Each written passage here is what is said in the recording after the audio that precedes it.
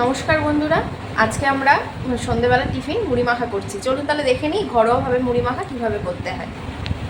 লাগবে মুড়ি মাখায় একটু বলো। শসা লাগবে, পেঁয়াজ লাগবে, আলু সিদ্ধ, টমেটো, লঙ্কা, লেবুর রস, ডাল ভাজা আর একটু জিরে গুঁড়ো দেবো, ভাজা জিরে গুঁড়ো। তাহলে আপনারা দেখে নিলেন কি কি লাগবে উপকরণ। চলুন দেখে নিই কীভাবে আমরা মুড়ি মাখা।